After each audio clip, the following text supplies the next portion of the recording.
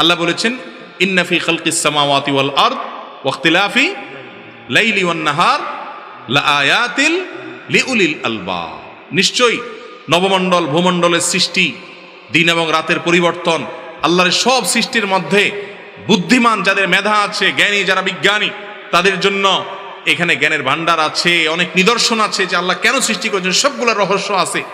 তারা যারা গবেষণা করে তারা সেটা আবিষ্কার করার সুযোগ পায়, হয়তো কেউ আগে পায় কেউ পরে পায়। এবং এগুলোর গবেষণা করার পর একটা সময় কিন্তু ইমানদার বলতে বাধ্য হয়, স্বীকার করতে বাধ্য হয়, সুবহানাকা রব্বানা মা খালাকতা হাদা বাতিলা, হে আল্লাহ আপনার পবিত্র বর্ণনা করছি, আপনি এর কোনোটি অন্যায়ভাবে অপ্রয়োজনে সৃষ্টি করেন না। বিধায় আল্লাহর প্রতি সৃষ্টির রহস্য আছে। সব সৃষ্টির রহস্য আমরা এখন বুঝবো না। 500 বছর আগের মানুষ অনেক কিছু বুঝে না, আমরা এখন বুঝতেছি, ঠিক না ভাই? ঠিক। মানুষের সমস্ত কথা, সমস্ত কাজের রেকর্ড হবে, এগুলো কি আমাদের ময়দানে দেখানো হবে, নবী করিম সাল্লাল্লাহু আলাইহি সাল্লামকে দেখানো হবে। আলমে বরজাখের মধ্যে এরকম অনেক হাদিস আছে। আজ থেকে 1000 বছর, 500 বছর, 700 বছর আগের মানুষ এই হাদিসগুলোর অর্থ বুঝে না। কিভাবে আবার মানুষকে দেখানো হবে, কিভাবে আবার কাজ সংরক্ষণ হবে, কিভাবে আবার রেকর্ড দেখানো হবে, কিভাবে আবার আমল মাপা হবে। এখন জ্বরও মাপা হয় কি হয় না? পাল্লা উঠানো যায়, জ্বর পাল্লা উঠানো যায়, বাটখারা ইয়াতে কোনো ধামাতে ভরা যায়, কিন্তু মাপা যায় কি যায় না? আমল যে মাপা যাবে এটা 500 বছর আগের মানুষ বুঝে নাই। আজকার যুগে এসে এরকম অশরীরী জিনিসগুলো যে মাপা যায় সেটা বোঝা যাচ্ছে কি যাচ্ছে না? কিয়ামতের আগে অনেক কিছু বুঝে আসবে। ইমানদার সে আল্লাহ তাআলার সমস্ত কিছুর প্রতি ঈমান আনবে, এর নাম হলো ইমানদার। আল্লাহ আমাদেরকে বোঝার তৌফিক দান করুন। নামাজের মাধ্যমে অনেক সময় হাত বাঁধা থাকে, হাত বাঁধা থেকে সরিয়ে গায়ের অন্য জায়গায় চুলকানি বা হাত লাগলে নামাজ হবে কিনা, উত্তরটা বুঝিয়ে বলবেন। খুব দরকারি প্রশ্ন। আপনি নামাজের মধ্যে হাত বাঁধা আছেন, এখন ধরেন আপনার শরীরে কোনো এক জায়গায় চুলকানি লাগছে অথবা একটা মশা বসছে, আপনি কি করবেন? হাত ছাড়বেন না ধরে রাখবেন? সন্দেহের মধ্যে পড়ে গেছেন। এই পরিস্থিতি আপনাদের জীবনে আসে না? তো কি করেন আপনারা? চিন্তা করছে কোনটা বলে ধরা খায় আবার। আচ্ছা থাক, দরকার নাই ধরা খাওয়ার, আমার থেকে শুনেন। আপনার যদি হাত বাঁধা অবস্থায় ধরেন মশা কামড় দিল বা খুব চুলকানি হয়েছে, তাহলে সেক্ষেত্রে আপনি হাত দিয়ে আস্তে করে মশা দৌড়ে দিতে পারেন, অথবা হালকা চুলকানি লাগলে চুলকায়া আপনার চুলকানির যে কষ্ট সেটা মিটায়া আবার আপনি হাত বাঁধতে পারেন, এতে কোনো অসুবিধা হবে না। আমরা মনে করি যে না, এই হাত বাঁধলে নামাজ মনে ছুটে যাবে। নামাজের মধ্যে হাত বাঁধা কি ফরজ না ওয়াজিব? হাত বাঁধাটা কি ফরজ না ওয়াজিব? সবাই ওয়াজিব বলতেছেন, আপনারা ওয়াজিব মনে করেন। নামাজের এই কমন মাসালাটা আমরা অনেকে জানি না। হাত বাঁধাটা সুন্নাত। হাত যদি নাও বাঁধেন তাও কি হয়ে যাবে? সেখানে যদি আপনি একটু চুলকান তাতে সুন্নত সামান্য সময়ের জন্য ছুটলো, নামাজ নষ্ট হবে না। অনেকে আছে যে মশা কামড়াইতে কামড়াইতে বেচারার চেহারা লাল হয়ে গেছে মশার কামড়ের চোটে, এরপরও হাত দিয়ে দৌড়ায় না, আছে না নেই? না, এত কষ্ট করার কোনো দরকার না, আস্তে করে দৌড়ান। আবার তার মানে এই না যে দৌড়ানোর নাম দিয়ে আপনি মশাকে মার করে একেবারে গায়ে জোরে দিলেন, কামান মারার মতো মশা মারার জন্য কামান দাগাইলেন। তো নামাজের মধ্যে এরকম করলে আমল কাসির হয়ে নামাজ নষ্ট হয়ে যেতে, আলতো করে সরাই দিতে হবে। অনেকে আছে মোবাইল বাজলে ওটা ধরে না, জামাতে নামাজ, পুরা মসজিদে মুসল্লিদের মনোযোগ নষ্ট হয়ে গেছে, তারপরও বলে বাজলে বাজক, আমি এটা পকেটে ধরে নামাজ নষ্ট করবো নাকি? তো সবার নামাজের মনোযোগ নষ্ট করে ফেলা, এটা ঠিক না। আপনি আলতো করে যে বাটনটা টিপলে মোবাইলের গলা চিপ দিয়ে ধরা হবে, ওই বাটনটা আপনি টিপ দিয়ে দেন। বুঝেন নাই কথা? প্রত্যেকে যার যার মোবাইলের বাটন কোথা আছে আন্দাজ অনুমান করতে পারেন কি পারেন না? যদি এমন কোনো জায়গায় হয় যে না, এটা যেমন আপনি নিচে রাইখা নামাজ দাঁড়াইছেন, এখন দাঁড়ানো অবস্থা বাইজে গেছে, এখন তো আপনি ফিরে এসে এটা বন্ধ করতে পারবেন না, তাহলে বাঁচতে দেখ। কিন্তু পকেটে আছে, আস্তে করে চাপ চুপ দিয়ে এখন এটা টিপটু দিয়ে বন্ধ করেন। যদিও উচিত হলো আগে থেকে কি করা, সাইলেন্ট বা বন্ধ করে নামাজ পড়া। অতএব এই বিষয়গুলোকে এত টাইট করে দেখার কোনো সুযোগ নাই। রমজান মাসে দেখা যায় হাফেজ সাহেবরা অতি দ্রুত কোরআন তেলাওয়াত করে, এটা কি ঠিক? আবার অনেকে অনেক ইমাম সাহেব এত তাড়াতাড়ি রুকু সিজদা করে, পেছনে বয়স্ক মুরব্বীরা ইমামের সাথে রুকু সিজদা করতে পারে না, এ ব্যাপারে কি বলবেন? ভাই রমজান মাস আসতেছে সামনে, নামাজ কোন জি গতিতে হবে, 4G না 5G? বলে 6G। আসলেই তাই। নামাজ, তারাবি নামাজ যত তাড়াতাড়ি পড়তে পারে আমরা মনে করি হাফেজ মাশাআল্লাহ তুখুর, ঠিক না বে ঠিক? আচ্ছা, ওই যে বাইসাইকেল বা এমনি গাড়ি, আমি যখন ড্রাইভিং শিখি, আমার যে শিখায় সে বলে যে তুমি আচ্ছা গাড়ি চালানো তো কোনো ব্যাপার না, গিয়ার দিলাম আর স্টার্টার চাপাইলাম, ক্লাস ছাড়লাম, গাড়ি দৌড়াবে, ঠিক না? এখন উনি আমাকে বললেন যে আচ্ছা তুমি গাড়ি চালানো শিখছো, ভালো কথা, কত আস্তে চালাতে পারো এই টেস্ট তোমার। তো নতুন যারা গাড়ি চালানো শিখে দেখেন আস্তে চালাতে পারে না, কোনটা চালাতে পারে? জোরে চালাতে পারে। আচ্ছা গাড়িটা তো একটু দূরবর্তী মেসাল, সাইকেলে আসেন, সাইকেল প্রথম প্রথম যখন সাইকেল চালানো শিখে একটু প্যাডেল দিয়ে কোনো রকম যদি সাইকেলটারে হাঁটাইতে পারে তো দেখবেন যে যে শিখায় ও পিছন থেকে দৌড়ায় ধরতে পারে না, ঠিক না ভাই? ঠিক। আর যে খুব এক্সপার্ট সাইকেলের, সে দেখবেন যে একজন হেঁটে হেঁটে যাচ্ছে বাচ্চা, ও বাচ্চার পাশ দিয়ে সাইকেলকে খুব ধীরে ধীরে নিয়ে যেতে পারে, ঠিক না ভাই? ঠিক। তো এইটা যেরকম ঠিক একইভাবে কোরআনে কারিমের তেলাওয়াত ধীরে ধীরে সুন্দর করে পড়তে পারা, এটা সবাই পারে না, এটা এক্সপার্টরা পারে। আর হুলস্থুল করে তুফান মিল করে পড়া, এটার জন্য তেমন যোগ্যতার প্রয়োজন হয় না। বিশেষ করে তোতা পাখি মার্কা হাফেজ কি পড়ে না পড়ে বুঝে টুঝে না, এরা হুলস্থুল করে পড়াটা অনেক বেশি তাদের জন্য উপযোগী এবং উপকারী মনে করে, তারা ওটাকে সহজ মনে করে। মনে রাখবেন তারাবির নামাজটার নামই হলো তারাবি, মানে বুঝেন তারবি হাতুনের বহু বচন, মানে কি? আরাম করে করে ধীরে ধীরে পড়া। আর আমাদের গোটা জীবনের যত নামাজ আছে এর মধ্যে সবচেয়ে তুফান মিল নামাজই হলো তারাবির নামাজ। এটা ঠিক না ভাই? আপনি তুফান মিল মার্কা খতম তারাবি দেওয়ার চাইতে ধীরে ধীরে পড়েন, কোটা কোরআন খতম না দিলেও ভালো। কথা কি বুঝাতে পারছি? আর রুকু সেজদা বিশেষ করে তারাবিতে তো হাফেজ সাহেবরা এমন ভাবে রুকু থেকে উঠে দাঁড়াইতে না দাঁড়াইতে আবার দৌড়, মনে হয় যে কোনো আর্মির ট্রেনিং চলতেছে। মনে রাখবেন এরকম নামাজ হলে নামাজই হবে না তারাবিতে পড়ার কথা। এক তাজবি পরিমাণ আপনি দাঁড়ান না, নামাজই হবে না। অতএব তাড়াহুড়া করে নামাজ পড়ার অভ্যাস আমাদের ছাড়তে হবে। আমি একটা কথা বলি, তারাবিতে ধীরে ধীরে পড়া, তাড়াহুড়া করে পড়া পার্থক্য কি জানেন? 5 মিনিটের, সর্বোচ্চ 10 মিনিট। 10টা মিনিট বাড়াই দেন, দেখবেন যে পুরো নামাজটা সুন্দর হয়ে গেছে। শয়তান যেভাবে বুঝায় মনে হয় যে তাড়াহুড়া করে পড়লে জানি কি উল্টে ফেলাবেন, আসলে কিছুই হবে না। 5-10 মিনিটে কি হবে যাবে। আল্লাহ তাআলা আমাদেরকে বুঝার তৌফিক দান করুন। নামাজের মধ্যে অজান্তে যদি কোনো দোয়া ভুল হয় তাহলে কি নামাজ হবে? বুঝিয়ে বলুন। নামাজের মধ্যে যদি কোনো দোয়া ভুল হয় দেখতে হবে কি ধরনের দোয়া।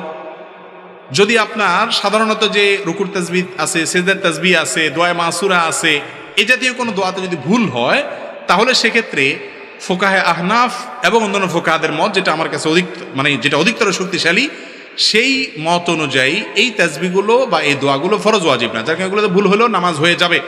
আর যদি ধরেন আপনার কথার কথা আত্মায়াতু সঠিক মতো হয় নাই, সূরা ফাতিহা ঠিক মতো হয় নাই, ভুল হয়েছে, তাহলে সেক্ষেত্রে ওটা আবার পড়বেন, সঠিক করে পড়বেন। আর যদি বড় ভুল হয়ে যায় ওইভাবে নামাজ শেষ করেন তাহলে ওই নামাজ হবে না, কারণ এটা পড়া কি ফরজ বা ওয়াজিব। বাংলা নাটক দেখলে গুনাহ হবে কিনা, এটা কোনো প্রশ্ন হলো ভাই? বাংলা নাটক দেখলে গুনাহ হবে মানে আপনার সন্দেহ হচ্ছে যে দেখেন কোন লেভেলে গেছে মানুষ, মনে করে হিন্দি ইংরেজি দেখলে না গুনাহ হবে, বাংলা দেখলে কি আর গুনাহ হবে? দেখুন ভাই, হাসার জিনিস না।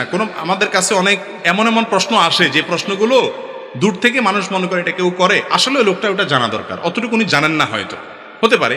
দেখেন নাটক সিনেমা দেখার সাথে হালাল হারামের সম্পর্ক হলো দৃশ্যের সাথে সম্পর্ক, এটার সাথে ভাষার সম্পর্ক। আরবিতে নাটক দেখলে সওয়াব হবে, বুঝেন নাই কথা? আরবিতে যদি আপনি নাটক দেখেন যে নাটকে নারী পুরুষ একসাথে অভিনয় করে, মিউজিক আছে, হারাম জিনিস আছে যেটা দেখা হারাম, এটা যদি আরবিতেও দেখানো হয় জায়েজ হবে না? তাহলে বোঝা গেল এটার সাথে ভাষার কোনো সম্পর্ক নেই। কি দেখছেন সেটার উপর নির্ভর করবে। আপনি যদি কোনো পর্নোর দিকে তাকান তাহলে সেটা দেখা কি, এবং কোনো হারাম দৃশ্য যদি দেখেন, অশ্লীল কোনো দৃশ্য যদি দেখেন, মিউজিক যদি আপনি উপভোগ করেন, তাহলে সেক্ষেত্রে সেটা কি হবে? হারাম হবে। এর বাইরে কোনো কিছু থাকলে আলাদা হবে। আপনি ধরেন ইংরেজিতে হোক, আরবিতে হোক, বাংলায় হোক, যেটাই হোক, যেটা বাইরে দেখা যায় সেটা টেলিভিশনে দেখাও। বাইরে একজন মানুষ একজন পুরুষকে একজন পুরুষ দেখছে, হালাল না হারাম? কয় হারাম। ঘুম বেশি আসছে এলাকার ভাই। টেলিভিশনে একজন পুরুষ আরেকজন পুরুষকে, টেলিভিশনের বাইরে একজন পুরুষ একজন পুরুষকে দেখছে, আমি ওনাকে দেখছি, এটা জায়েজ না? না জায়েজ। তো ওনাকে যদি আমি টিভিতে দেখি সেটাও কি? আপনি বাইরে যেটা দেখা যায় টিভিতেও সেটা, বাইরে যেটা দেখা না যায় টিভিতেও সেটা দেখা না যায়। বাহিরে একজন পুরুষ একজন নারী যার মাহরাম না, তাকে দেখা জায়েজ আছে? তাহলে টিভিতে দেখাও। টিভিতে যারা অভিনয় করতেছে মহিলারা, এরা কি আপনার মাহরাম? তাহলে তাদেরকে দেখা না জায়েজ। অতএব নাটক বাংলায় না আরবিতে না ইংরেজিতে এটা মুখ্য না, মুখ্য হলো কি আছে তাতে। নাটক সিনেমা মানেই হলো এই হারামগুলার মিশেল, যার কারণে সেগুলো দেখা জায়েজ নাই। এগুলো ছাড়া যদি হয় এরকম যদি থাকে কোনো এক্সক্লুসিভ কিছু, তাহলে সেটা দেখা যায় হতে পারে। এরপরে প্রশ্ন হলো, রমাদান মাসের প্রস্তুতি আমরা কিভাবে নিব, দয়া করে জানাবেন। রমাদানের প্রস্তুতি আমরা কিভাবে নেই সেটা তো মোটামুটি সবাই জানে। বিশেষ করে দ্রব্যমূল্যের ঊর্ধ্বগতি চলছে, এমনি মানুষের নাবিশ্বাস আরও রমজান যখন কাছাকাছি আসবে। আমি বলি রমজানের আগে আমাদের প্রস্তুতি হলো ছোলা, চিনি, বেগুন, বেসম, সয়াবিন তেল, এগুলো কিনে আমরা গুদাম করি, মানে বাসা ভরি ফেলাই। কেন? রমজান আসতেছে, মানে খাওয়ার মাস আসতেছে, যে মাসে বেশি বেশি করে খাইতে হয়। যে মাসে আল্লাহ দিনের বেলা খানাই বন্ধ করে দিয়েছে, ওই মাসে তো বাজার সাথে আরো কম করলে চলতো, তাই না? এমন খানা খাই আমরা যে সরকারের যারাই তখন দায়িত্বে থাকে বেচারা হিমশিম খেয়ে যায় বাজার সামলাইতে, ঠিক না ঠিক? এমন খানা দেয় বাঙালি। কিরে ভাই, রমজান মাস কি খানার মাস না খানা ছাড়ার মাস? তাহলে বাজারে ক্রাইসিস হবে কেন? বরং আরো জিনিসপত্রের দাম কমে না হওয়ার কথা, কারণ ক্রেতা কম, ঠিক না ঠিক? ভাইরা আমার, রমজানের প্রস্তুতি খাবারের প্রস্তুতি না। রমজানের প্রস্তুতি কি?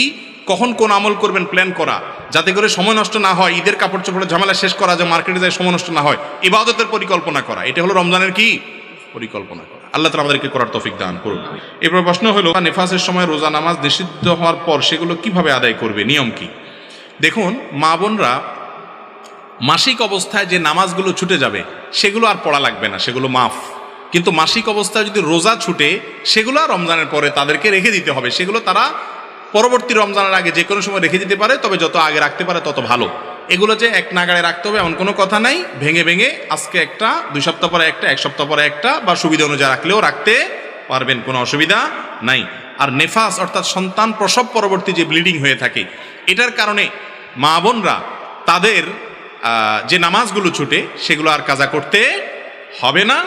এমনকি রোজা কাজার করার ক্ষেত্রেও আপনার আল্লাহ রাব্বুল আলামিন এই ধরনের অসুবিধা যেগুলো আছে মাদের মাসিক এবং নেফাসের ক্ষেত্রে যথেষ্ট ছাড় সুযোগ দিয়েছেন, এবং সে সুযোগ মা বোনরা গ্রহণ করবেন।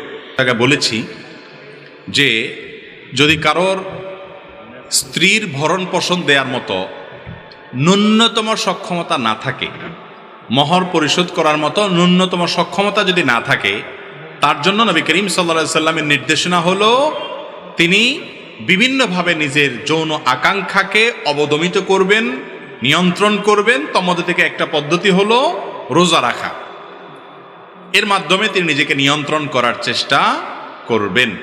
আর এর পাশাপাশি তিনি তো অবশ্যই উপার্জন করে করে নিজে তার স্ত্রীর ভরণ পোষণ মহরের টাকা জোগাড় করার চেষ্টা করবেন। মনে রাখবেন, বিবাহের সক্ষমতা এটা শরঈ দৃষ্টিকোণ থেকে আসার জন্য শর্ত হলো স্ত্রীর কোনোভাবে মহর দেওয়ার মতো টাকা থাকা, আর সহজ কথায় ডাল ভাত জোগাড় করার মতো টাকা থাকা। ডাল ভাত জোগাড় করার মতো টাকা বুঝেন? আমরা আজকাল অনেকে মনে করি যে বিয়ে করতে হবে মানে হলো বিরাট টাকা পয়সার মালিক হইতে হবে, অনেক টাকা পয়সা থাকতে হবে, আলিশান একটা বাড়ি করতে হবে, বড় একটা চাকরি থাকতে হবে, অনেকগুলো পয়সা ব্যাংক ব্যালেন্স থাকতে হবে, ঘরে অনেক কিছু থাকতে হবে। এগুলো আমাদের সমাজ বানিয়ে নিয়েছে। শরীয়তের দৃষ্টিকোণ হলো একজন যুবক বিবাহের উপযুক্ত, তিনি যখন প্রাপ্তবয়স্ক হবেন, তিনি যখন বালেগ হবেন, তিনি যদি ভরণ পোষণ দেওয়ার মতো, মোটামুটি যেটাকে আমরা বলি ডাল ভাতদের ব্যবস্থা করার মতো ক্ষমতা যদি তার থাকে, তাহলে এই বেচারার বিয়ের সামর্থ্য আছে। এখন সমাজ বলবে না না, তোমার সামর্থ্য এখনো হয় নাই, নিজের পায়ে দাঁড়াও। এই পায়ে দাঁড়ানোর মানেটা যে কি, এটা এক এক মুরব্বীরা, এক এক বাপ মারা এক একটা বুঝে। কারোর কাছে পায়ে দাঁড়ানো মানে হলো 50,000 টাকা বেতন চাকরি পাওয়া, কারোর কাছে পায়ে দাঁড়ানো মানে হলো বিরাট ব্যবসা প্রতিষ্ঠান করা, কারোর কাছে পায়ে দাঁড়ানো মানে হলো বিদেশ যায় সেখান থেকে টাকা পাঠায় ঘরবাড়ি করা, এরপরে যায় শহরে জমি কিনা, তারপরে সেই জমিতে কিছু করা, আরো অনেক কিছু করা, তারপরে 30-35 পরে যখন বয়সটা বুড়ার দিকে যাইতে থাকে তখন বলে যে এখন পায়ে দাঁড়াইছে। মনে রাখবেন, বিবাহ যত কঠিন হবে ব্যভিচার তত সহজ হবে। অতএব ব্যভিচার মুক্ত সমাজ গড়তে যুবকদেরকে সময় এবং উপযুক্ত হওয়ার পর বিয়ে দেওয়ার কোনো বিকল্প নাই। যে বাবা মা ন্যূনতম দায়িত্বশীল, ন্যূনতম তাদের মধ্যে দায়িত্ববোধ আছে, তারা তাদের সন্তানকে বিয়ের জন্য তথাকথিত পায়ে দাঁড়ানোর নাম দিয়া বুড়ো করে বিয়ে দিতে পারেন না। ভাইরা আমার, লেট ম্যারেজ বা দেরিতে বিয়ের যে ক্ষতি, এটা নিয়ে আধা ঘন্টা বক্তব্য দেওয়া যাবে। দেরিতে বিয়ের যে ক্ষতি, আমাদের মুরব্বীদের, বেশিরভাগ মুরব্বীদের খোঁজখবর নেন। ডক্টর খন্দকার আব্দুল্লাহ জাহাঙ্গীর রহমাল্লাহ বলতেন, আমাদের চাচি, নানি, দাদি যারা সেই জেনারেশনের মানুষদের খোঁজখবর নিয়ে দেখেন যে বিয়ে হয়েছে খুব অল্প বয়সে, এরপরে বাচ্চা কাচ্চা হয়েছে 8টা 10টা 12টা, দাঁত সবগুলাই আছে, একটাও পিলিং করা লাগে না, রুট ক্যানাল করা লাগে নাই, চোখে এখনো চশমা দেওয়া লাগে না, কোরআন তেলাওয়াত করতে পারে, আপনার মতো হয়তো খাবার চোখেও দেখে নেই, কিন্তু এরপরেও তারা এখনো তাগড়া, সুস্থ, অনেক সময় যুবকদের চাইতেও বেশি আছে। ঠিক না ভাই? ঠিক। তাহলে যুবকদের বিয়েকে বিলম্ব করা, এটা সমাজের জন্য ফাসাদ ছাড়া আর কিছু না। নবী করিম সাল্লাল্লাহু আলাইহি ওয়াসাল্লামের কথাটা আমার কথা না। তিনি বলেছেন, তোমাদের সন্তানরা বিয়ের উপযুক্ত হলে তাদেরকে দ্রুত ভালো কোনো উপযুক্ত পাত্রপাত্রী পেলে দ্রুত বিয়ে দাও, যদি না দাও তাহলে এই জমিনে, এই দুনিয়াতে, এই সমাজে ফাসাদ সৃষ্টি হবে, সে ফাসাদ কন্ট্রোল তোমরা করতে পারবে না। আপনারা পশ্চিমা দুনিয়ার দিকে তাকায় দেখেন কি পরিমাণ যৌন হ্যারাসমেন্টের শিকার হয় মেয়েরা, কি পরিমাণ, এবং আরো কত ফাসাদ আছে সমাজে।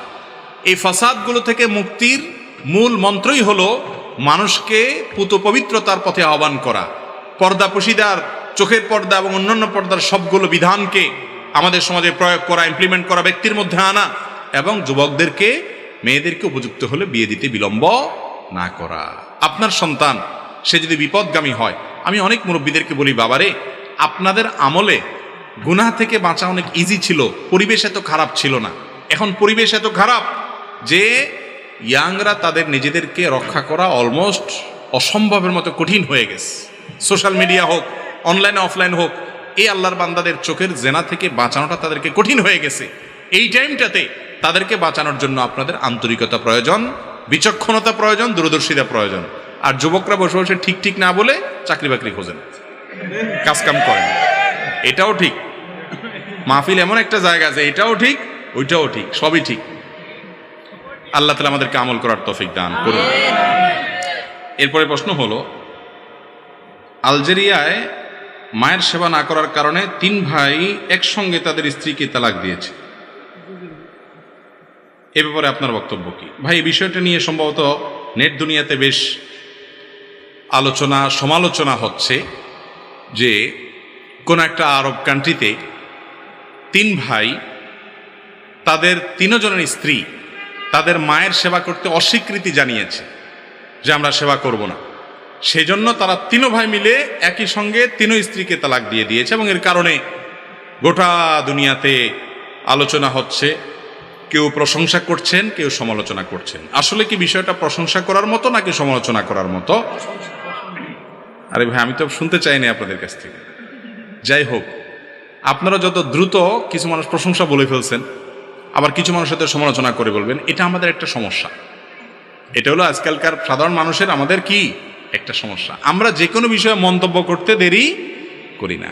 আরে ভাই, সেই আলজেরিয়ার ঘটনা বা যে দেশেরই হোক ঘটনা, সেখানকার ঘটনা কি ঘটেছে, এই 3 মহিলা তারা সেবা করতে অস্বীকৃতি জানিয়েছে, শুধু কথা এটুকু না, তাদের আচার আচরণ কি তারা করেছে না করেছে, আর তাদের দোষ কতটুকু, এই ভাইয়েরা কতটুকু সেটাকে নিয়েছে, এখানে কি ভাইদের বাড়াবাড়ি সীমা লঙ্ঘন নাকি তাদের কোনো ত্রুটি, মূল বিষয় কি সেটা পরিপূর্ণভাবে না জেনে এই ঘটনার উপরে মন্তব্য করা, তাদের কার ভুল কার ত্রুটি এটা বের করা, এটা অত্যন্ত কঠিন একটা কাজ।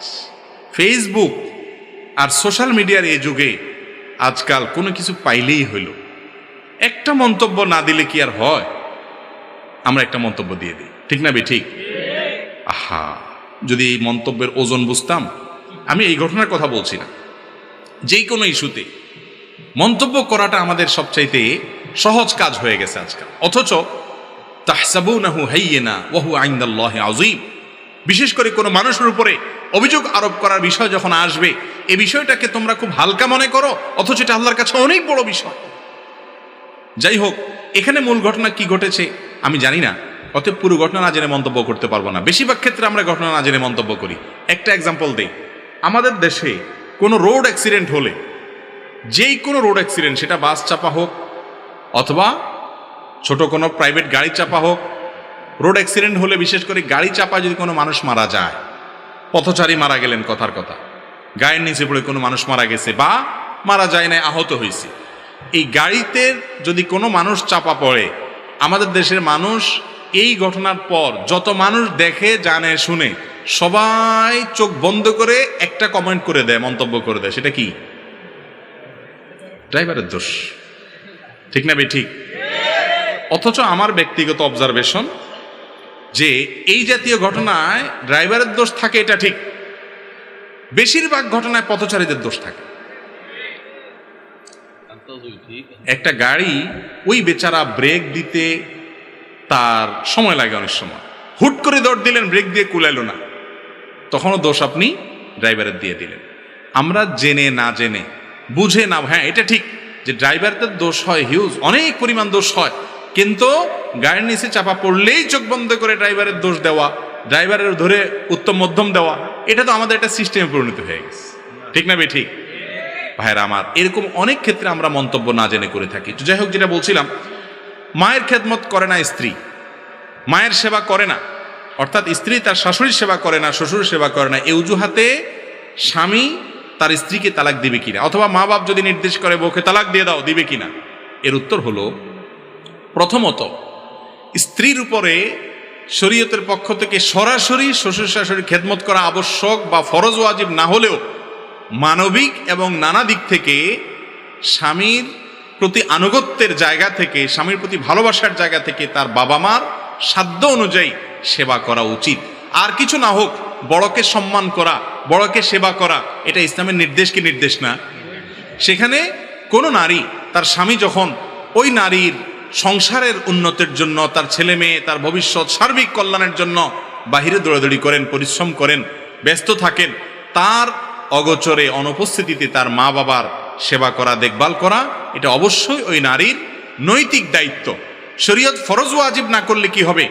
এটা তার উত্তম আখলাক এবং মুসলমানি আখলাকের শামিল যে তিনি এটা করার চেষ্টা সাধ্য অনুযায়ী করবেন। তাই বলে তাকে কাজের মেয়ে বানিয়ে তাকে দিয়ে প্রয়োজন হোক বা না হোক সমস্ত কাজ করাবেন, জুলুম করবেন এবং তার উপরে কাজ চাপিয়ে দিবেন, চুলেতে নুন খসলে তালাক দেওয়ার কথা বলবেন, এটা কোনো মুসলমানের জন্য, পুরুষের জন্য জায়েজ। আবার সে যেরকম আপনার বাপমার সেবা করছে, আপনারও কর্তব্য আপনার শ্বশুর শাশুড়ি অর্থাৎ স্ত্রীর বাপমা, তাদের সাধ্য অনুযায়ী সেবা করা, খেদমত করা, তাদের সাথে মহব্বতের সম্পর্ক রাখা, স্ত্রীকে তার বাপমার সেবা করার সুযোগ দেওয়া। মনে রাখবেন, মৌলিকভাবে আপনি পুরুষ, আপনার বাপমার সেবার দায়িত্ব আপনার, আপনার বাবার সেবা করার দায়িত্ব, আর আপনার স্ত্রীরও তো কি আছে, বাপমা। আল্লাহ কোরআনে বলেছেন, ওয়াবিল ওয়ালিদাইনি ইহসানা, মা বাবার প্রতি সৎ ব্যবহার করবে। এটা কি শুধু পুরুষদের জন্য না মহিলাদের জন্য? আল্লাহ তো পুরুষদের জন্য আলাদা করে বলেন নাই। তাহলে বোঝা গেল, আপনি আপনার বাপমার সেবা করার জন্য আপনার কর্তব্য, আপনার স্ত্রী তারও তার বাপমার সেবা করা তার কর্তব্যের অংশ।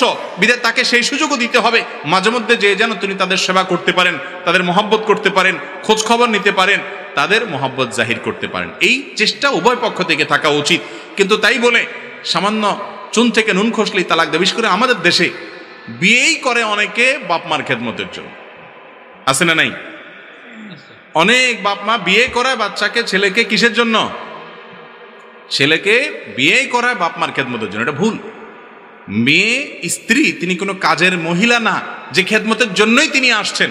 হ্যাঁ, তিনি আসার পরে অবশ্যই খেদমত করার তার মানসিকতা থাকতে হবে, উচিত। তিনি ভালো মুসলমান হতে হলে, আখলাকি মুসলমান হতে হলে, বড়কে যে সম্মান করে না নবী সাল্লাল্লাহু আলাইহি ওয়াসাল্লাম, সে আমার উম্মত না তিনি বলেছেন, তাহলে অবশ্যই তিনি শাশুড়িকে সম্মান করবেন, খেদমত করার চেষ্টা করবেন। মুশকিল হলো, তালি তো এক হাতে বাজে না। শ্বশুর শাশুড়ি অনেক সময় জুলুম করে, স্ত্রীরা অনেক সময় ত্রুটি করেন। এক্ষেত্রে সব পক্ষ থেকে ছাড় এবং আন্তরিকতা দরকার আছে। মা বাপ যদি নির্দেশ করে, আপনি আপনার স্ত্রীকে তালাক দিতে পারেন কিনা? উত্তর হলো, যদি মা বাপ নির্দেশ করেন অন্যায়ভাবে স্ত্রীকে তালাক দেওয়ার, তাহলে মা বাবার সে নির্দেশ মানা আবশ্যক না। কারণ লা তাআতা লিমাখলুকিন ফি মাসিয়াতিল খালিক, আল্লাহর সীমানা লঙ্ঘন করে, নির্দেশ লঙ্ঘন করে কারো নির্দেশ মানা আবশ্যক না, এমনকি মা বাপেরটাও না। আপনার স্ত্রী যদি কোনো দোষ না থাকে, তাহলে বেচারিকে তালাক দিলে তার উপরে জুলুম হবে কি হবে না? এই জুলুমের নির্দেশ যদি আপনার বাপ মা করতে বলে, তাহলে সেটা আপনার শোনা আবশ্যক।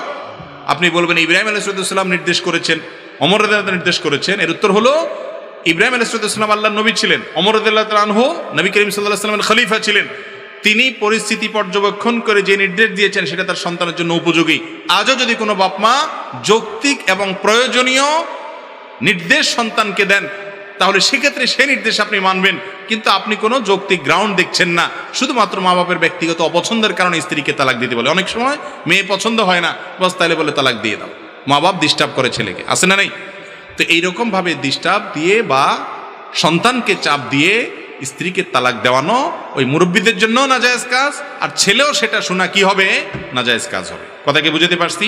অতএব এই আলজারিয়ার ঘটনা যারা সমালোচনা করছেন, যারা প্রশংসা করছেন, আমি মনে করি তাদের বেশিরভাগ লোকই ভুলের মধ্যে আছেন এই জায়গাটাতে, যে একটা সংক্ষিপ্ত ঘটনা কি ঘটেছে না ঘটেছে একেবারে কাছাকাছি না গিয়ে অথবা পুরো ঘটনার বিবরণ না জেনে মন্তব্য করা কঠিন। তবে হ্যাঁ, এইটুকু আমরা মৌলিকভাবে করে বলতে পারি, মা বাবার সেবা করা ছেলেদেরটা ছেলেদের উপরে, মেয়েদেরটা মেয়েদের উপরে আবশ্যক, আর শ্বশুর শাশুড়িটা করাটা হলো নৈতিক দায়িত্ব, করা উচিত, ঈমান এবং আখলাকের দাবি, মুসলমানের চরিত্রের দাবি। কিন্তু না করলে তার জন্য শরীয়তের পক্ষ থেকে কোনো পানিশমেন্ট নাই, কিন্তু বেয়াদবি যেন না করে তাদের কষ্টের জন্য কারণ না হয়। তবে ভালো মুসলমান হওয়ার জন্য এই খেদমত করার বিকল্প নাই। অতএব সেই চেষ্টা করতে হবে। এটার কারণে সামান্য চুল থেকে নুন খসলেই আপনার স্বামী তার স্ত্রীকে তালাক দেওয়া, এটা তার জন্য কি নাই, জায়েজ।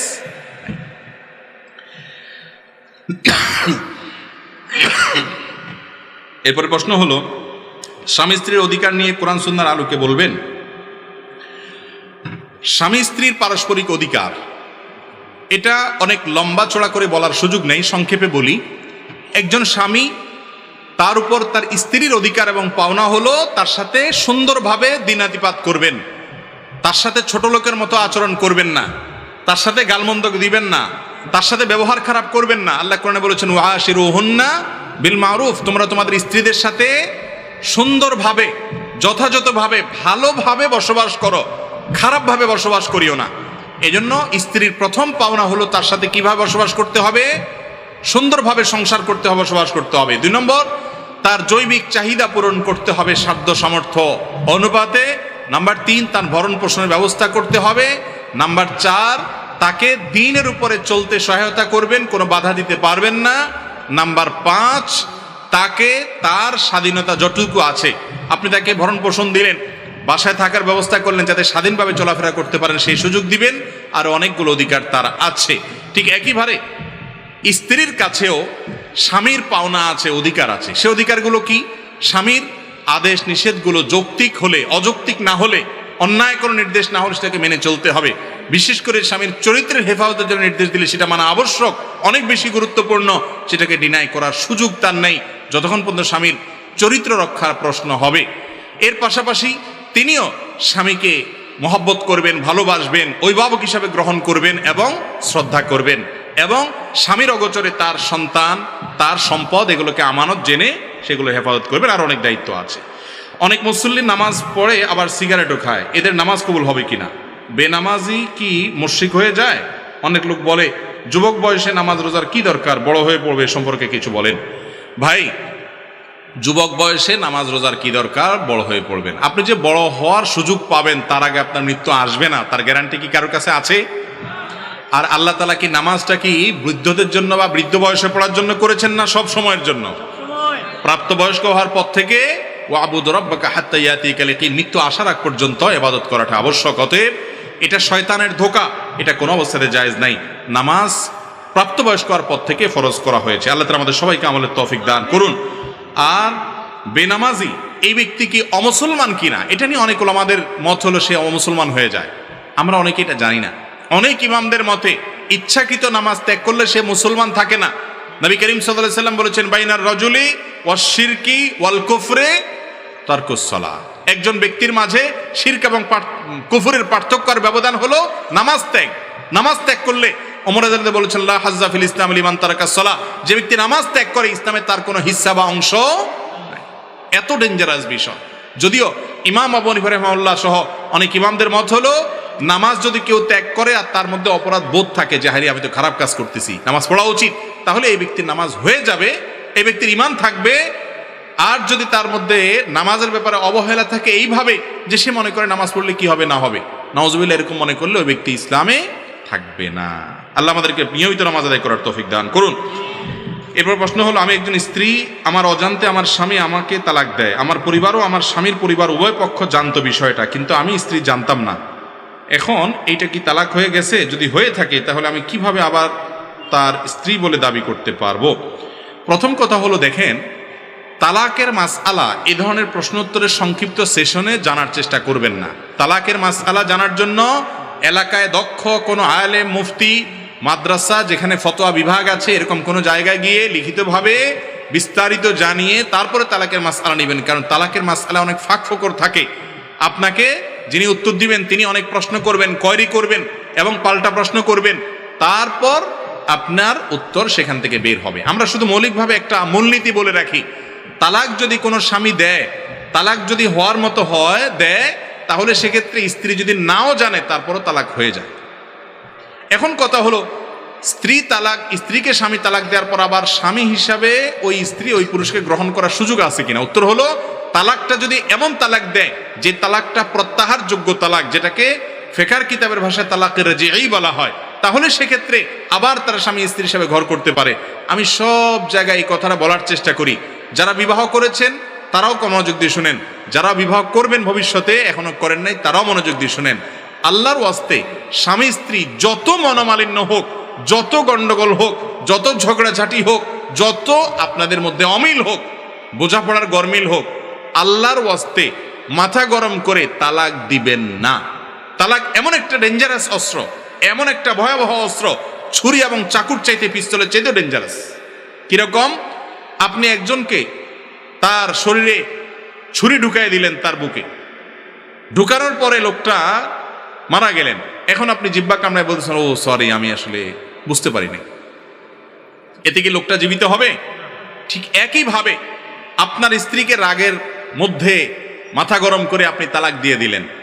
আপনাকে অনেকে ফতোয়া দিবে, আলেম ওলামারা না, অনেক লোক ফতোয়া দেয় যারা আলেম তো না, অনেক সময় মুসলমানও কিনা সন্দেহ, তারা ফতোয়া দেয় রাগের মাথায় তালাক দিলে কি হয় না?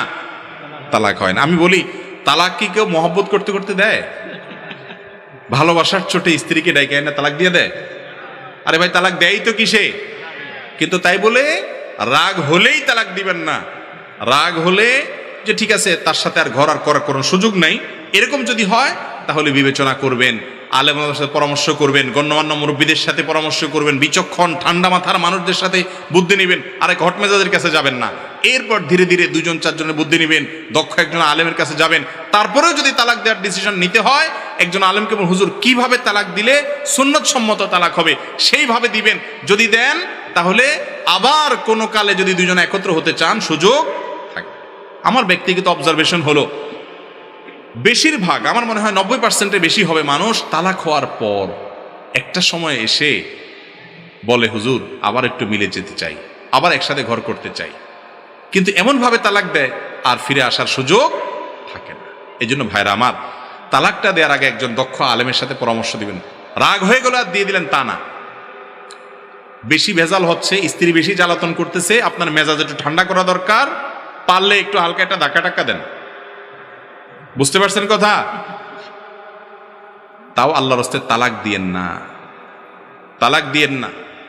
এটা খুব বড় ধরনের ছোট লোকই। কথায় কথায় বলে কি দেওয়া? কিছু ছোট লোক আমাদের সমাজে আছে না নাই? কিছু বন্ধু আছে, ছোট লোক বন্ধু, এদের মার্কা কি জানেন? কথায় কথা কাট্টি, কথায় কথা কি কাট্টি। এরকম বেহায়া কিছু দোস্ত আছে, কিছু হইতে না হইতেই কাট্টি। আরে ভাই, কত কিছু হবে একসাথে থাকতে গেলে, তাই বলে কথায় কথা কাট্টি তুমি? তো বন্ধুর সাথে কথা কথা কাটতে দিলে তো কিছু আসে যায় না ভাই, কিন্তু স্ত্রীর সাথে কথা কথা তালাক দেওয়া, এটা হলো বড় ধরনের ছোট লোক, খুব বড় ধরনের ছোট লোক। এটা করবেন না আল্লাহর রাস্তায়, ঠান্ডা মাথায় ডিসিশন নেবেন, এরকম করবেন না। তো যাই হোক, যদি তালাক কোনো স্বামী তার স্ত্রীকে দিয়ে দেয়, স্ত্রী যদি নাও জানে তারপরেও সে তালাক পতিত হয়ে যাবে, এটা হলো মূল কথা। এখন যদি প্রত্যাহারযোগ্য তালাক দিয়ে থাকে, স্ত্রী আবার সে স্বামীর ঘর করতে পারে, প্রত্যাহার করার সুযোগ আছে। এরপরে প্রশ্ন হলো, একজন অপরজনের জায়গা দখল করেছে, একজন লোক জেনা করেছে, এসব বলা কি গীবত? দয়া করে গীবত সম্পর্কে একটু বলুন। কোন লোক আরেকজনের জায়গা দখল করছে, কোন লোক জেনা করছে, কোন লোক দুর্নীতি করছে, কোন লোক চুরি করছে, কোন লোক মিথ্যা কথা বলছে, এই কথাটা যদি তার পেছনে আপনি অন্যদের কাছে বলেন, এটা গীবত। এটা কি গীবত? আমরা অনেকে মনে করি গীবত মানে হলো কারোর মধ্যে কোনো দোষ নাই সেটা বলাটা, এটা ভুল। গীবত মানে হলো কারোর দোষ আছে সেটা তার পিছনে বললেই সেটা কি গীবত। আর এই গীবতটা সাধারণত হারাম। এটা জায়েজ হবে তখন, ধরেন কথার কথা, একজন মানুষ সে অন্যের জমি আত্মসাৎ করছে, আপনি অন্য কোনো মানুষকে সাবধান করতেছেন যে এই লোকটার ব্যাপারে সাবধান, তোমার জমিতে তার পাশে আছে, দেখিও সে আবার আত্মসাৎ করে কিনা, সে তো এরকম অন্যের আইল ঠেলার অভ্যাস আছে, আত্মসাৎ করার অভ্যাস আছে, আপনি তাকে সাবধান করার নিয়তে বলছেন, তাহলে ঠিক আছে, এটা জায়েজ আছে। কথা কি বুঝাতে পারছি? একজনের টাকা হলাত দিতে যাচ্ছে, আপনি জানেন এই লোক একবার টাকা হলাত নিতে পারলে আর দেয় না, আপনি তাকে বললেন যে ভাই সাবধান, টাকা হলাত দেওয়ার আগে এই লোকের কিন্তু নেচার ভালো না, লেনদেন ভালো না। এই যে তার বদনামি করলেন, এই বদনামি করাটা জায়েজ আছে, কারণ এটা আরেকজনের উপকার করার জন্য বলছেন। আর আপনি চা দোকানে বসে বসে দরকারে বেদরকারে অমুক ঘুষ খাইছে, অমুক চুরি করছে, অমুক ডাকাতি করছে, ঠিক আছে সে খারাপ কাজ করছে বুঝলাম, কিন্তু এটা চা দোকানে বসে বসে বললে কোনো লাভ হবে? এটা হলো গীবত এবং এটা নাজায়েজ কাজ। এটা খুব মজার একটা কাজ। এটা এখন আমাদের কাছে ঘি ভাত। গীবতটা এখন আমাদের কাছে কি ভাই? ঘি ভাত। ঘি ভাত যেরকম টেস্টি খাবার, আমাদের কাছে গীবতটা এরকম। দেখেন আপনি অন্য কোনো আলোচনা এত জমে না। অন্য কাউকে নিয়ে যদি চরিত্র হনন করা যায়, দু চারজন মিলে রসিয়ে রসিয়ে গল্প করা যায়, তাহলে খুব টেস্ট লাগে। খেয়াল করেন নাই? এই টেস্টটা ইবলিস সৃষ্টি করে। আল্লাহ তাআলা আমাদেরকে বাঁচার তৌফিক দান করুন। চা দোকানের মনে মনে বসে বাবারা আল্লাহর রাস্তে আকাম কুকামগুলা করবেন না, এগুলো ডেঞ্জারাস জিনিস, সামাজিক সম্প্রীতি নষ্ট করে। বুঝলাম একটা লোক খারাপ, তো তার বিরুদ্ধে এখানে বললে কি লাভ হবে? কোনো লাভ হবে না। পারলে ওই লোকটাকে বলেন। আবার অনেকে বলে কি তার সামনেও বলতে পারবো, ভাই বলতে পারলে তার সামনেই বলো, পিছনে বলা, মানুষের প্রশংসাটা পেছনে করতে হবে আর দোষটা সামনে বলতে হবে। আমরা উল্টা করি, দোষটা পেছনে বলি আর পামপট্টি সব সামনে দিই। ঠিক না ভাই? ঠিক। পামপট্টি সামনে দিলে লাভ, কারণ তার কাছে ভালো সাজা যাবে, আর পিছনে বদনামি করলে আরেকজনের কাছে ভালো তার সাজা যাবে। এটা হলো 2 নম্বর মানুষ। এটা হলো কয় নম্বর মানুষ ভাই? সামনে দোষটা বলে ভাই তোমার এই দোষটা আছে, তুমি এটা ঠিক করো ভাই, রাগ করিও না। আর পেছনে প্রশংসা করা যে লোকটার এই দোষ থাকলে কি হয়েছে, মাশাআল্লাহ আরো অনেক এমুক অমুক গুণ আছে। এটা হলো 1 নম্বর মানুষ। এই 1 নম্বর মানুষ সমাজে বেশি না 2 নম্বর মানুষ বেশি? আল্লাহ আমাকে আপনাকে 1 নম্বর মানুষ হওয়ার তৌফিক দান করুন। আরেকজন বলে সমাজে 1 নম্বর মানুষগুলো বেশি। ওয়াজ মাহফিলের জায়গাটা এমন একটা জায়গা, যা মুখ দিয়ে আসি তা বলে দিই আমরা। এরপরে প্রশ্ন ভাই, আজকাল দেখা যায় অনেক মুসল্লি জামাতের নামাজে রাকাত ধরার জন্য তাড়াহুড়া করে ছুটে আসে।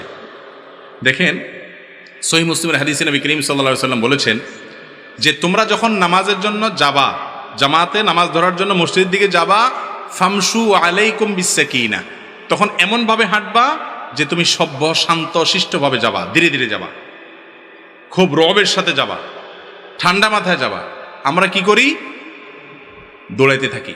বিশেষ করে ইমাম সাহেব যদি রুকুতে যায় তো তার কোনো কথাই নেই। রুকুতে গেলে তখন কি হয়? ইঁদুর দৌড় দেই আমরা।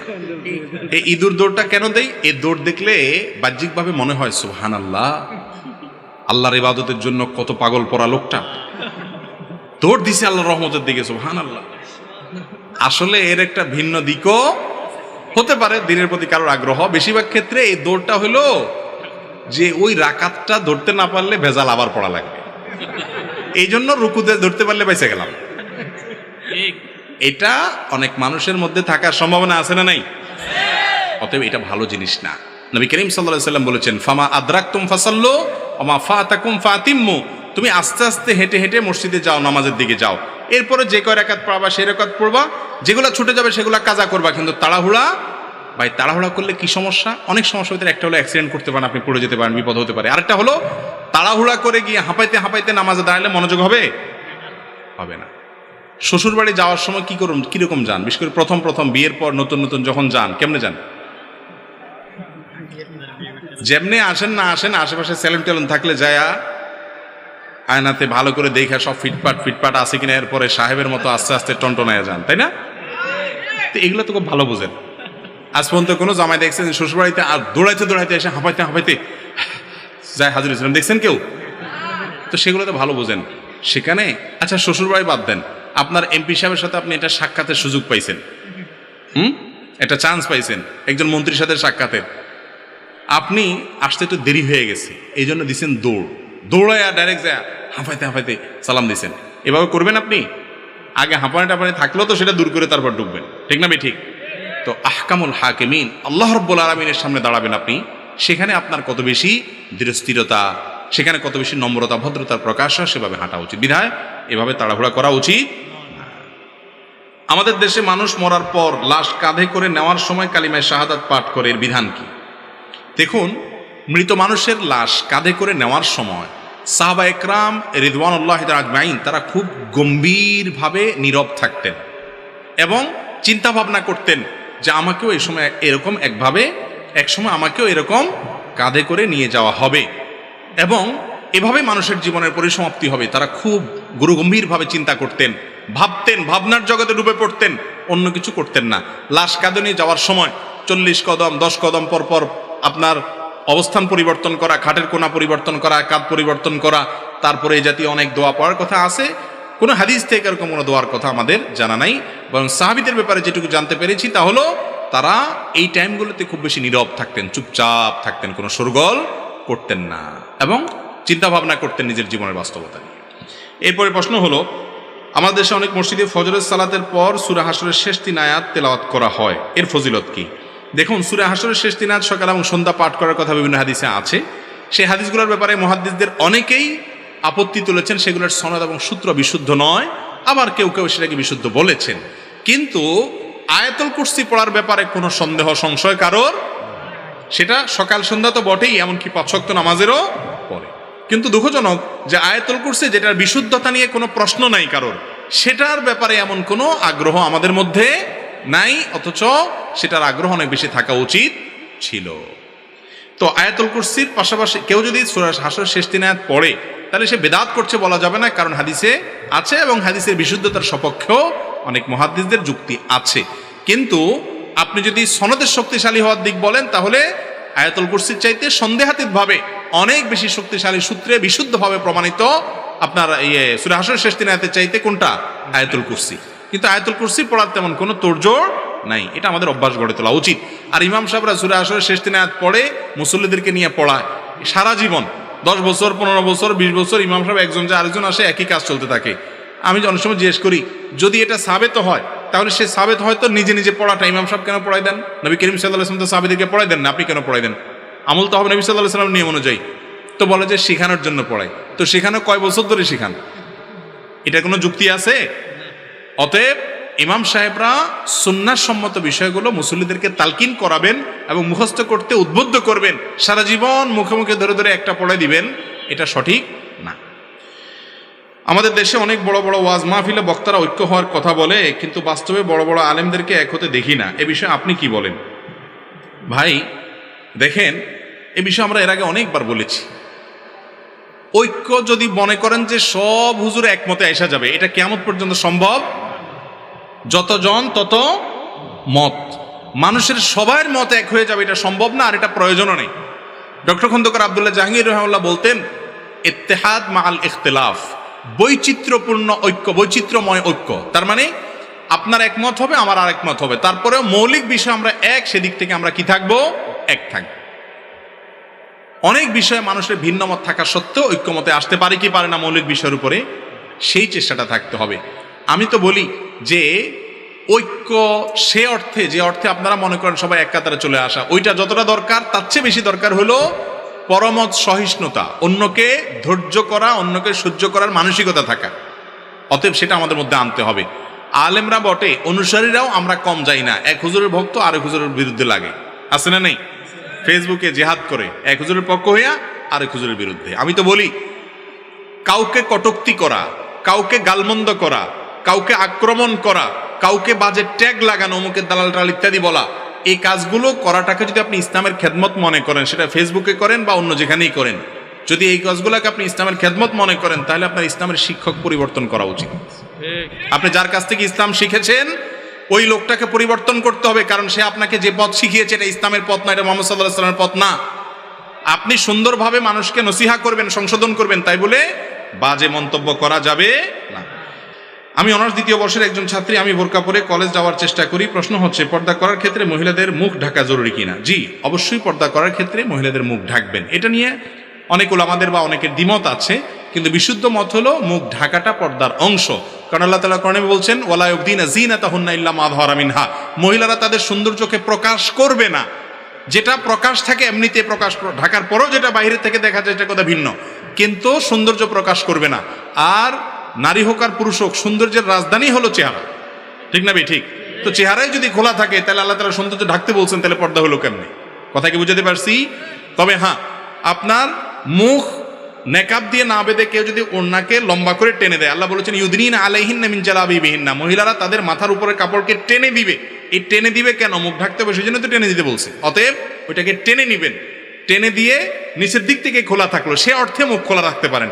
কিন্তু আজকাল যেটা করা হয়, একেবারে টাইট করে এখানে একটা ওড়না পেঁচায় এমন ভাবে যে চেহারা আগে যদি ফুটে না উঠতো, এখন ওড়না পেঁচানোর কারণে আরো বেশি করে ফুটে। এরকম কিছু টেডি ওড়না আছে না নাই? এই টেডি পর্দা কিন্তু শরীয়তের পর্দা না। আল্লাহ আমাদের ভাই বোনদেরকে, মা বোনদেরকে সবাইকে বোঝার তৌফিক দান করুন। যে সমস্ত পুরুষরা তাদের মা বোনকে পর্দা ছাড়া বাহিরে নেন, অন্য পুরুষরা তাদেরকে দেখে কি চিন্তা করে? আপনি অন্য মহিলাদেরকে দেখে যে চিন্তা করেন, বুঝেন নাই কথা? আপনি কি চিন্তা করেন নিজেরটা তো নিজে জানেন। এবার বুঝেন আপনার বউ, আপনার মেয়ে, আপনার বোন, আপনার মা বাহিরে গেলে মানুষ কি চিন্তা করে। এরপর আপনার বিবেককে জিজ্ঞাসা করেন যে তাদেরকে বেপর্দা চলতে দেয়া আপনার রুচির কত নিচু তার প্রমাণ করে, ঠিক না বে ঠিক? আরে মুসলিম নারীর পর্দা এটা তার সম্ভ্রান্তের লক্ষণ, এটা তার সম্ভ্রান্ত হওয়ার লক্ষণ, এটা তার আত্মসম্মানের ব্যাপার, যে আমাকে নিয়ে যে কেউ বাজে চিন্তা করতে পারবে না। একজন মেয়েকে দেখে যদি বাজে একটা মন্তব্য কেউ করে, তার কাছে ভালো লাগবে? তো তাকে দেখে মনে মনে বাজে কল্পনা করে কি করে না? কেউ যদি বলে না আমার এরকম কিছু হয় না, তাহলে এই লোক হয় অসুস্থ না মৃত্যু? হয় তার রোগ আছে, ডাক্তার দেখাইতে হবে, আর না হইলে মিথ্যাবাদী। বিধায় পর্দার বিধান আমাদেরকে মেনে চলতে হবে। আল্লাহ বুঝার তৌফিক দান করুন। তবে হ্যাঁ, কেউ যদি কোনো জায়গাতে মুখ ঢাকতে না পারেন তো অন্তত ওড়না দিবেন, যতটুকু সম্ভব। ফাত্তাকুল্লাহ মাস্তাতা'তুম, যতটুকু সাধ্য করে আল্লাহকে ভয় করবেন এবং চেষ্টা করবেন আস্তে আস্তে মূল পর্দায় যাওয়া। অনেক ভাই আছে বোনের হক দিতে চায় না, এই ব্যাপারে কিছু বলেন। দেখুন, দুনিয়ার বেশিরভাগ ভাইয়েরা আল্লাহর আদালতে কিয়ামতের দিন ধরা খেয়ে যাবেন শুধুমাত্র বোনদের হকের জন্য। অনেক আলেম ওলামা আছেন, ইমাম সাহেব হুজুরও আছেন, বা অন্য মানুষ তো বটেই, অনেক গাজী সাহেবও আছেন, এই জায়গায় এসে ধরা খেয়ে যায়, বোনদের হক দেয় না। ভাইরা আমার, বোনদের হক দেওয়াটা কি সুন্নত না ফরজ? আপনার বাবা মারা গেছেন, সম্পদে তাদের হক আছে না নাই? আপনার মা মারা গেছেন, সম্পদে তাদের হক আছে না নাই? আপনি যদি না দেন তাতে কি সওয়াব কম হবে না গুনাহ হবে? কিরকম গুনাহ হবে? চুরি করলে যেরকম গুনাহ হয়, ডাকাতি করলে যেরকম গুনাহ হয়, ওই রকম গুনাহ হবে। কারণ আপনি সম্পদ আত্মসাৎ করেছেন। বরং অন্যের সম্পদ চুরি ডাকাতি করা যেরকম অপরাধ, নিজের মায়ের পেটের বোন, রক্তের সম্পর্ক, আত্মীয়, তার হক নষ্ট করা তার চাইতে ডেঞ্জারাস অপরাধ। ঠিক তো বলতেছেন? এখানে যারা মুরব্বীরা আছেন বা ভাইরা আছেন, বাপ মা মারা গেছেন, বোনকে পুরোপুরি হক বুঝাই দিচ্ছেন, এরকম কিছু মায়ের পুত বাপের পুত থাকলে হাত তোলেন তো দেখি। আল্লাহর এরকম বান্দা দেখান তো দেখি, যে হিসাব করে পুরোটা দিয়ে দিচ্ছেন সব। দু চারটা হাত উঠছে। ভাইরে, কেন বলতেছি আমি বলি, বেশিরভাগ ক্ষেত্রে আমরা মাসালা ঘুরায় গাড়ায় খেয়ে ফেলাই, বুঝতে পারছেন? বলে যে আসলে বোনদের অনেক আছে, ওদেরকে ডাকছেন, ওদেরকে ডাকেন, ডাইকে একটা সিন ক্রিয়েট করেন। সিন ক্রিয়েট করা বুঝেন? তাদেরকে ডাইকা বসায় বলতেছেন, দেখো তোমাদেরকে তো আল্লাহ অনেক দিছে, এখন দেখো তোমাদের তো পাওনা আছে শরীয়ত অনুযায়ী, এখন তোমরা তো না নিলেও পারো, তোমার তো আশাও লাগে এখানে। এসব ওয়াজ নসিহত করে এমন একটা পরিবেশ সৃষ্টি করেন, ওই বেচারি মেয়ে নেওয়ার কথা মুখ দিয়ে নিতে পারে না, কয় না থাক, তাহলে থাক। আপনি মনে করেন মাশাআল্লাহ হালাল হয়ে গেছে, আলহামদুলিল্লাহ। খবরদার, এগুলো সব হারাম, জায়েজ নাই। মেয়েরা চায় না, লজ্জায় পড়ে, শরমে পড়ে যে বাপের বিড়ে আবার আশা লাগবে। আপনি ভাই যদি মানুষ হয়ে থাকেন, মুসলমান হয়ে থাকেন, তারটা তারে বুঝাই দিবেন, কোনো কাহিনী নেই। এরপরে বোন হিসাবে সারা জীবনই আপনার বাড়িতে আসার তার অধিকার আছে, সেটা করতে হবে। আল্লাহ আমাদের বোঝার তৌফিক দান করুন। আমাদের দেশে মদের বৈধতা দেওয়া হচ্ছে, এ ব্যাপারে কিছু বলুন।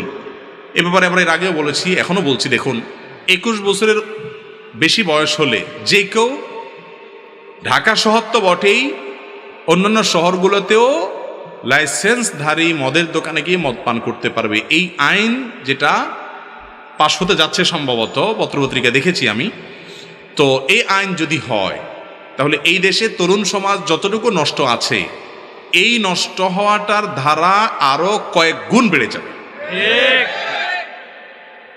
দেখুন, এমনি তারুণ্যের এই বয়সটাকে কন্ট্রোল করতে পারা কঠিন হয়। তরুণরা তাদের এই যৌবনের চরিত্রটাকে ধরে রাখাটা কি হয়, কঠিন হয়। সেখানে এই সমস্ত বিষয়গুলো তরুণদেরকে আরো নষ্ট করে দিবে। এই জন্য আমরা উদাত্ত আহ্বান জানাবো আইন প্রণয়নকারী ভাইদের প্রতি, বোনদের প্রতি, আল্লাহর ওয়াস্তে আল্লাহকে ভয় করুন।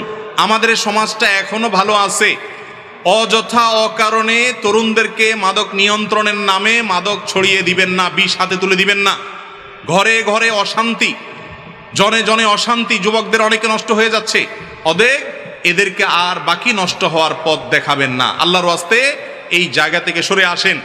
এই আইন এর সপক্ষে এদেশের মানুষের 90% মানুষ আমি মনে করি এই আইনের বিরুদ্ধে।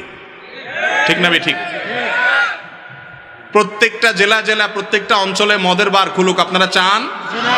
কার প্রয়োজনে দরকার? জেলা জেলায় মদের বার কিসের প্রয়োজনে দরকার? মাদক নিয়ন্ত্রণ নয়, মাদক নির্মূল করতে হবে। মাদক সমাজকে সুস্থ স্বাভাবিক করে না অসুস্থ করে? কেন 21 বছর বয়স হলে তাকে মদের সুযোগ কেন দিতে হবে? এমনিতে তো নিয়ন্ত্রণ করা যাচ্ছে না।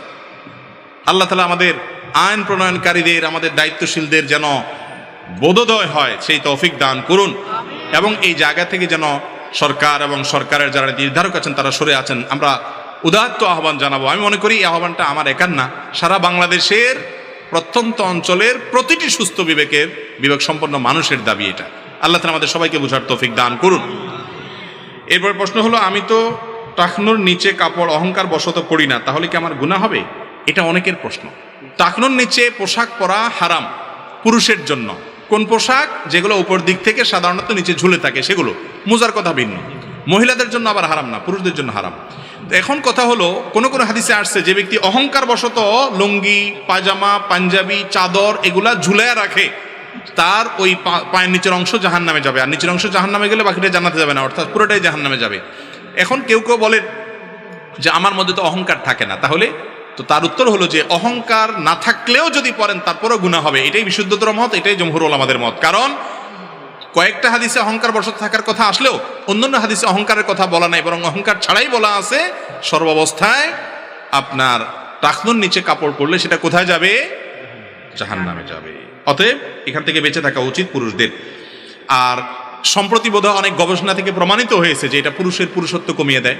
অনেকগুলো আর্টিকেল পড়েছি আমি, সংশ্লিষ্ট বোদ্ধা মহল লোকেরা আরো ভালো বলতে পারবেন। বিধায় এটা কোনো ভালো জিনিস না। একটা জিনিস দেখবেন, কোরআন হাদিসে যেটা নিষেধ করছে শয়তানটা আমাদের দিয়ে বেশি করায়। মেয়েদেরকে বলা হয়েছে তাদের যত ঢেকে ঢেকে থাকবে তত ভালো, টাকনু সহ তারা ঢেকে থাকবে, তাই না? আর পুরুষরা টাকনুর উপরে পড়বে। এখন দেখবেন পুরুষদের প্যান্ট সব কোথায়? টাকনুর নিচে। আর মেয়েদের গুলা মানে কোরআন হাদিস যা বলা আছে তার হুবহু কি করতে হবে? উল্টাটা করতে হবে। বুঝাই গেছে এই সভ্যতা, এই সংস্কৃতি বিনির্মাণের পিছনে সবচেয়ে বড় অবদান হলো ইবলিসের। ইবলিস আমাদের সমাজটাকে সেভাবে গড়ে তোলার চেষ্টা করছে। আল্লাহ তাআলা আমাদেরকে বুঝার তৌফিক দান করুন।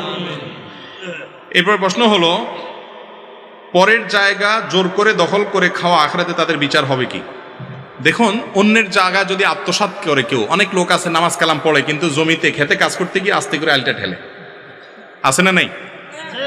অন্যের জমি যদি কেউ আত্মসাৎ করে, নবী করিম সাল্লাল্লাহু আলাইহি ওয়াসাল্লামের বিভিন্ন হাদিস থেকে জানতে পারি আমরা, 1 বিঘা জমি যদি আত্মসাৎ করে, এই নবমণ্ডল ভূমণ্ডল, সাত্যবক নবমণ্ডল ভূমণ্ডল তার গলায় ঝুলিয়ে দেওয়া হবে, তাকে ধোসাতে থাকা হবে এগুলোর নিচে।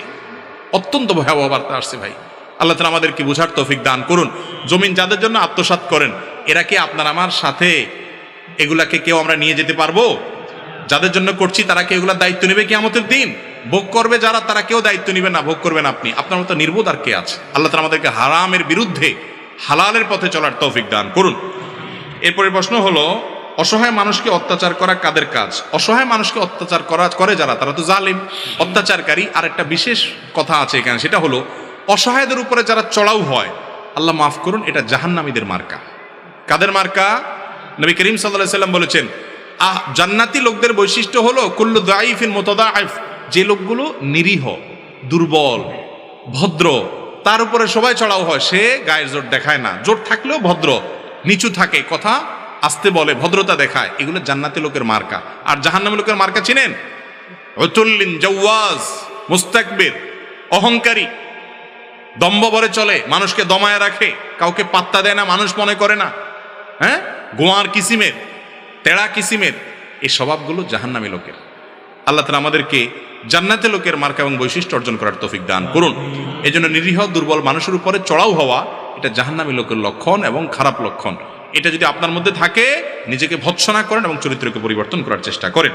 এরপরে প্রশ্ন হলো, একজন মোমেনের জন্য কাপড় পরিধান করার নিয়ম কি?